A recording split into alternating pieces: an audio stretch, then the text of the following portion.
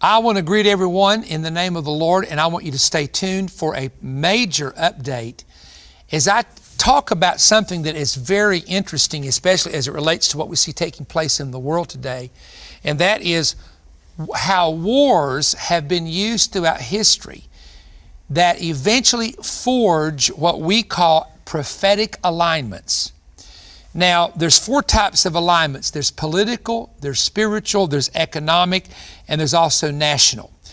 Political alignments are what we're beginning to see now with China aligning with Russia. We see spiritual alignments. For example, we know that if we look at the Ukraine and we look at Russia, that there was a break-off from the Russian Orthodox Church with the Ukrainian church, and Putin has wanted to try to bring Ukraine back under the Russian Orthodox Church. That's been in the news. It's not some new revelation. So that's what you call spiritual alignments. Religious alignments would be a better word. Then there are economic alignments. When the common market was formed originally, there were 10 nations. It became the European Union, and now there are many nations that are a part of the European Union. You have OPEC, which is the oil-producing nations, numerous nations in the Middle East, the Gulf, Venezuela, etc., that produce oil, that form a coalition. So those are basically what we would call economic alignments. There's also national alignments. Now, the President Biden made a statement a while back about we are entering another new world order. There's a new world order. That word or phrase, new world order, was also used by Herbert Walker Bush in the 90s, and he received a lot of criticism for that statement. Then we wonder what they talk about when they talk about a new world order. There was something called the North American Republic that was supposed to have been formed several years ago. There was a strategy to form it. I actually had in my possession a prototype of some of the money that was discussed. To my knowledge, it's never been printed, but it was a prototype. The money was money for Canada, America, and Mexico. And it would put everybody on the same level as far as the currency was concerned. And of course, this money was printed in, had French and English and Spanish words on it. There was a blue flag with 3 stars representing the 3 nations.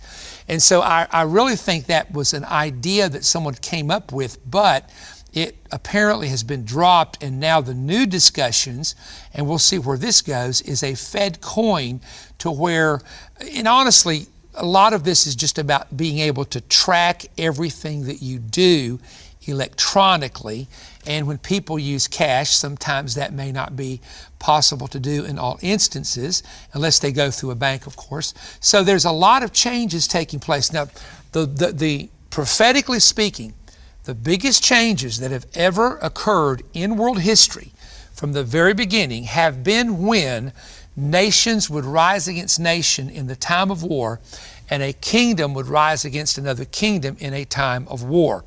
Wars transition empires, they transition nations, they transition ethnic groups. And so war is one of the main factors that is involved in what I call national and international prophetic alignments. Now, there's 2 types of wars alluded to in Scripture. For example, in Daniel 10, the greatest chapter there is in the Bible, and one of these days I'm going to probably do it in a book where I'm going to talk about the wars of demons and angels. And I'm going to really dig out some of the amazing revelation that is in Daniel 10. I won't do that today. It would take an hour or two just to dig out Daniel 10. But that's the war between the prince of Persia and the prince of Grecia and Gabriel in the area of ancient Babylon. Then in Revelation 12, we read where there's a war in heaven against Michael and his angels and the dragon and his angels. Satan has a set group of angels that have aligned themselves with his kingdom. And Matthew 12 teaches Satan does have a kingdom. Then God has a set group of angels that have aligned themselves with his kingdom under the military leadership of Michael the archangel, who is a warring prince or a fighting prince. In the Bible, we would call these celestial or terrestrial, earthly or heavenly warfare battles that take place in the future. Now, when the Antichrist comes to power, there will be a very strong spirit, prince demonic spirit, actually Satan himself. It says that the dragon, who is Satan, gives his throne and his authority over to the beast. So the beast is the imagery of the Antichrist kingdom. So Satan will be directly involved in the rise and the authority of the Antichrist when that time comes. And God will permit that to happen for a period of 42 months. And then, of course, the Messiah, Christ, returns. And that is recorded in Zechariah chapter 14 and the book of Revelation chapter 19. But there will be, as we progress toward the time of the end, an increase in wars and rumors of wars based on the prediction of Jesus in Matthew chapter 24, verses 6, 7, and 8. Actually, specifically verses 6 and 7. Recently, there has been a major conflict, as we all know, involving Russia and the nation of Ukraine. There's many speculations about this war, and at least at the time of my taping, it's still continuing. And of course, we hope for an end to the conflict. And perhaps by the time you see this, it will have ended, and perhaps it won't. I don't know at this point. But there's no question about it that wars change prophetic alignments. For example, in Revelation chapter 12, the dragon, who is Satan, is said to have 7 heads. Now, these 7 heads, according to scholars and researchers of the Bible, those who know history, are the 7 major empires of Bible prophecy, both past and future. If we count starting at the book of Genesis, and we see the major empires that affected the nation of Israel, the city of Jerusalem, and the Jewish people throughout history, we know it begins with Egypt, then it comes to Assyria. After that came Babylon. Following Babylon were the Medes and the Persians. The Medes and the Persians were followed by the Grecian Empire, directed by Alexander the Great and his generals after Alexander the Great passed. And then we also know that there was the Roman Empire. Of course, the Roman Empire divided between the East and the West. And at the end of days, there will be a major empire that will form between East and West. And there will be 10 kings at the very end of days that will eventually unite with the Antichrist, forming what the Bible calls the 8th and final kingdom of Bible prophecy. In each of the instances, going all the way back to Egypt, it was a battle or a conflict or a war of some type that initiated the transition. The children of Israel came out of Egypt, and there was a crossing at the Red Sea, and at the Red Sea, Pharaoh and his charioteers were drowned. So God transitioned Israel out of Egypt through a conflict. When we come to the time of the, let's say, the Assyrian Empire, we know that the Assyrian Empire eventually ruled much of what we call the Fertile Crescent, parts of the Middle East, as far as Israel and Lebanon and Iraq and Iran today, Iraq, Syria, Lebanon, and what was called Israel or Palestine back in the early days. And so that territory was under Assyrian control for quite some time. And the Assyrians took the 10 northern tribes into captivity, and they became the lost tribes of Israel, and they were scattered into different Gentile nations. Judah and Benjamin were the 2 tribes in the south that remained faithful and steadfast till the Babylonian captivity. Now, when the Assyrians were about to be defeated, they were overtaken by the Babylonians. The Babylonian Empire, of course, invaded Judea, Jerusalem, and burnt the temple down, taking Jewish captives and the holy temple treasures back to Babylon for a period of 70 years. When the 70 years were fulfilled, eventually what happened at the end of the 70 was the Medes and the Persians, 2 kings that had many provinces under them, overtook the Babylonians in Babylon. So the Median-Persian Empire ruled for about 200 years. Then the Grecian Empire under Alexander the Great rose to power, and Alexander the Great took 30,000 trained expert soldiers and overpowered Darius the Mede and overthrew 1 million estimated Persian soldiers. And this again was a war that changed empires. And eventually the Roman Empire came along according to Scripture, and the Roman Empire overpowered the Grecian Empire, and actually the Greeks and the Romans sort of merged together, but the Roman Empire for hundreds of years, became the leading empire in the West until it was split in the 5th century and the Byzantine Empire was formed. Now, I know that's a lot of history, but I'm going somewhere. In every one of these cases, the empire that overtook the previous empire, the Babylonians overtook the Assyrians, the Medes and Persians, the Babylonians, the Greeks, the Medes and Persians. Something happened that is historically recorded that's very strange. The empire in charge had loaned money to the empire that took it over. So when the empire that took the empire over that they owed money to got control, guess what happened? They took the wealth of the empire they overthrew and they canceled their own debts. And this is throughout history. This is a fascinating study that I don't have time to get into.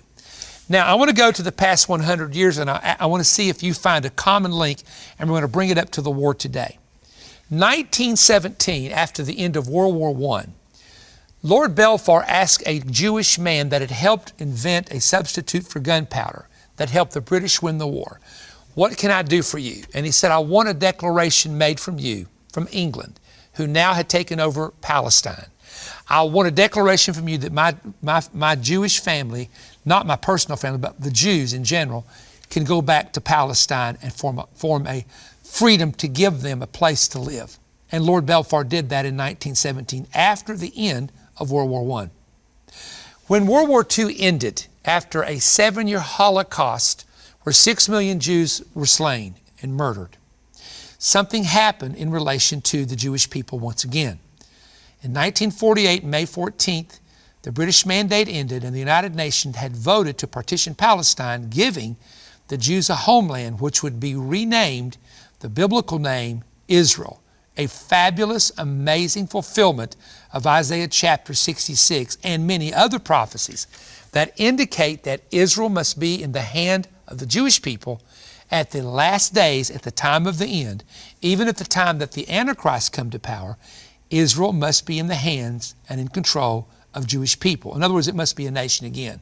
That happened in 48. Another war broke out. This time it's called a 6-Day War in 1967. At the conclusion of the 1967 war, Jerusalem was reunited as the capital of Israel. It was divided between the country of Jordan in the east and Israel in the west, but that wall called No Man's Land, actually there was a place called No Man's Land, with concrete wall and barbed wire, was torn down, and now Jerusalem is one city, east and west together, and tourists can tour it. Arabs are allowed to go back and forth. The Jews and Christians are allowed to go back and forth from either side. And so that is a fulfillment of Bible prophecy, that when the Lord shall build up Zion, then he shall appear in his glory. There were other prophetic things that began to happen. In 1987, we discovered that there was a complete collapse of communism, and the Eastern Bloc nations that were communist nations such as Bulgaria, Romania, Estonia, etc., suddenly were able to experience freedom. But here's the big thing that happened with the collapse of communism. The Jewish people were now permitted, after 70 years of living under communism in Russia and Eastern Bloc, they were permitted to return to the nation of Israel.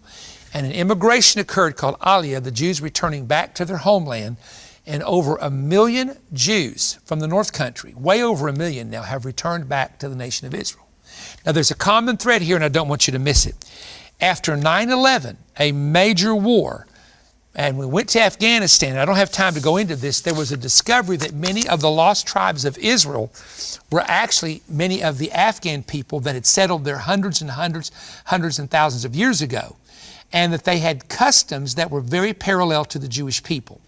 Now, if we continue to look at this, we also see that because of Russia invading the Ukraine, and you see this on television, there is a brand new movement to bring the Jews back from the Ukraine and out of the Ukraine to the nation of Israel. It's being done right now, and it's being expanded in many, many areas as where they can reach the people. The book of Isaiah said that they would send hunters and fishers to hunt them out of the mountains and the caves and bring them back to the land. That's a prophecy about the Jews that would one day return from the north. Now, I want you to track with me as I begin to share this with you.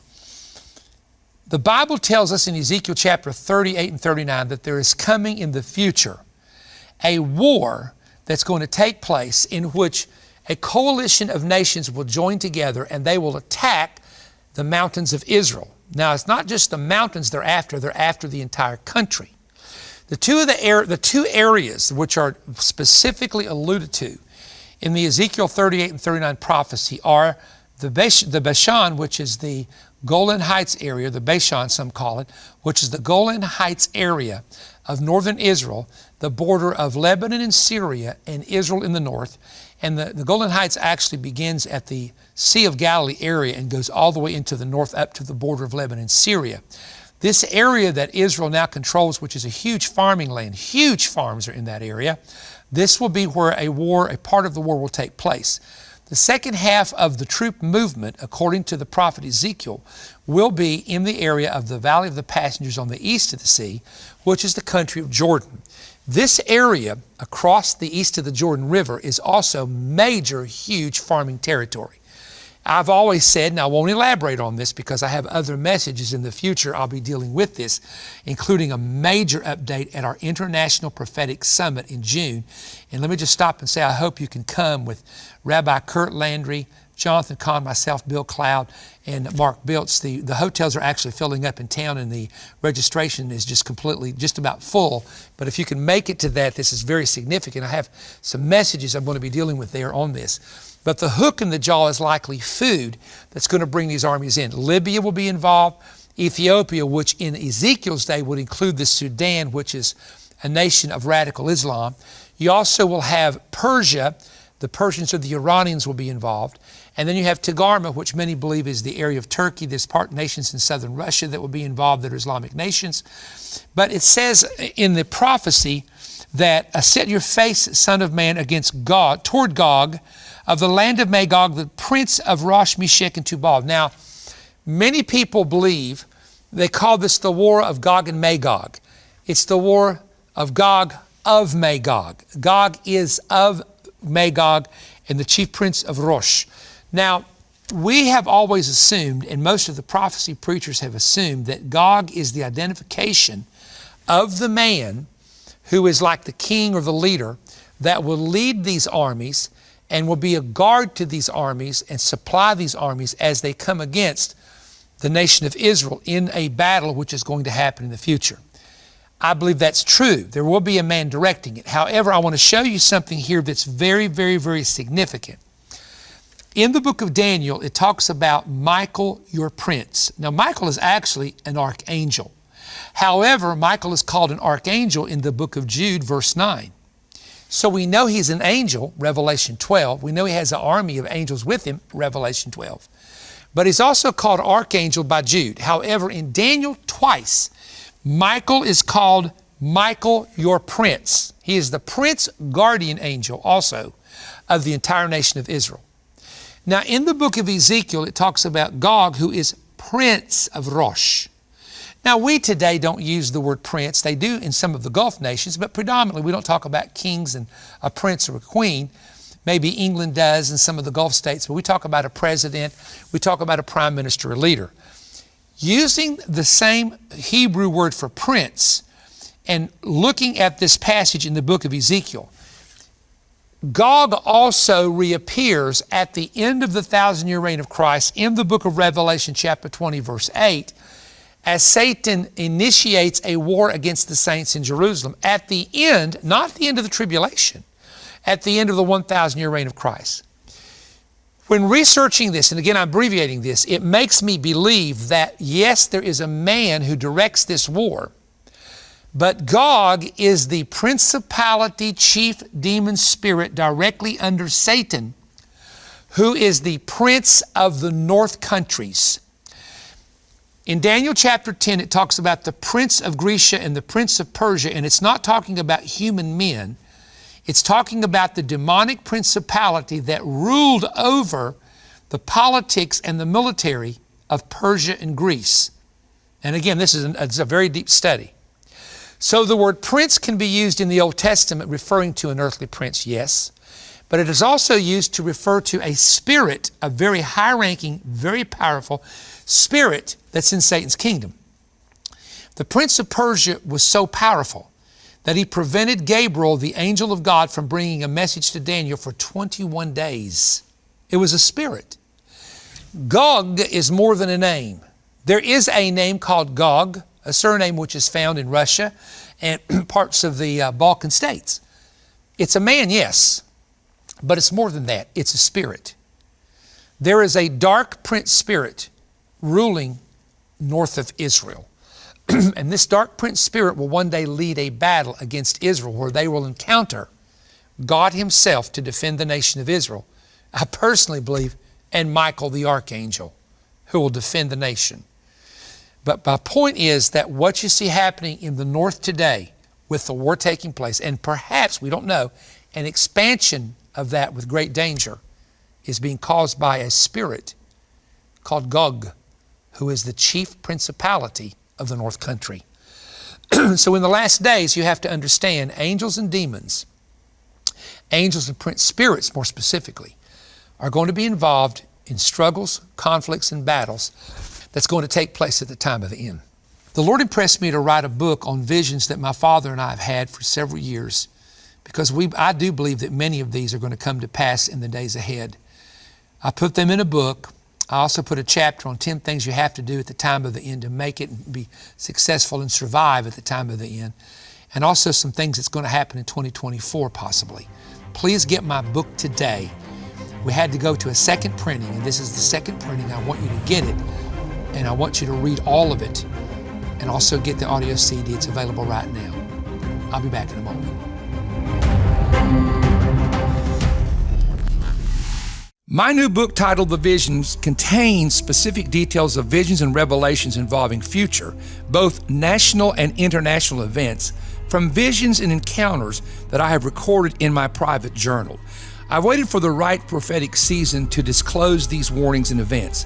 God's word states that if spiritual watchmen do not warn the people of the danger they see coming, the watchmen will be held accountable for what happens to the people. After experiencing much inner conviction in my soul, I sensed it was the right time to pen what I and others have seen.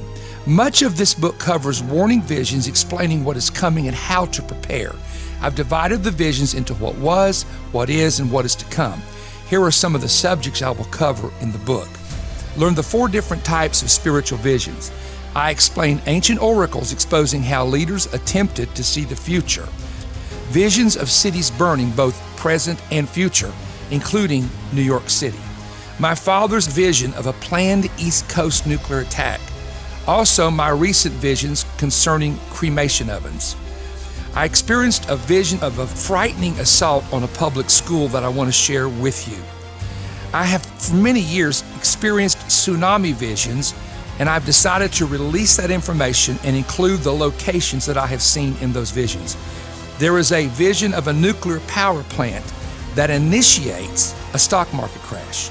There's a vision of empty cities and empty streets that I believe is linked to the recent pandemic and possibly another pandemic coming. The vision of the 10-mile radius bioweapons attack on London, England.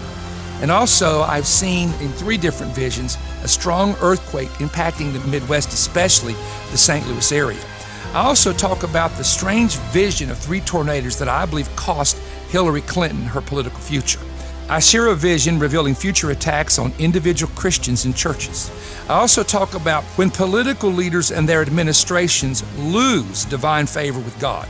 I have a section where I talk about 2024 and beyond, and I've included what I believe to be an interesting historical parallel about a possible Trump second term. The coming revival through the lens of a camera. One of my favorite chapters that's going to be very helpful to you is this: 10 rules and wisdom principles for surviving and thriving at the end. The book also has important instructions for the reader to follow. When you order this new book, I'm also including my 2 audio CD teaching, The Battle of the 2 Marks, which exposes the future mark of the beast and explains the mystery of the seal of God, both which are alluded to in the book of Revelation. Get the new book and the audio CD now for your donation of $35 or more. Ask for offer VS 141. You can order at perrystone.org or by calling toll-free 1-888-21-BREAD or mail your order to Perry Stone, P.O. Box 3595, Cleveland, Tennessee 37320. I hope every prophetic student, intercessor, and those interested to know what is ahead will take time to order this new spiritual resource. I've written this in the fear of the Lord, but I believe it's now the time to release the messages. A remnant is now waking up and preparing. What about you? Man, what a teaching, what a prophetic word. I don't know if you've ever thought about this, how wars are tied into prophecy and transition in prophecy. Now, you and I know this. Perilous times are going to come in the last days. Many trials, tribulations are going to come. Offenses will come, betrayals will come, wars, rumors of wars, earthquakes. But my friend, listen to me. Jesus said, when all these things begin to come to pass, look up, lift up your head, for your redemption is drawing near. Don't be sad. Don't be mad. Be glad, because the Messiah is coming. When will it happen? I don't know. Now, there's going to be intensive demonic principality, powers, angelic battles, and the enemy's going to try to take out the leaders and the officers. And if you've not seen my YouTube video on a stunning vision, my Facebook video, Stunning Vision, go watch it.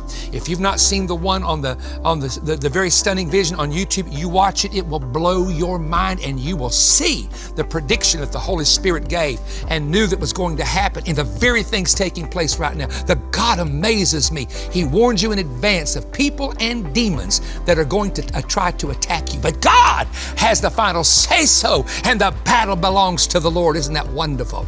But let me just say this, please get the new offer.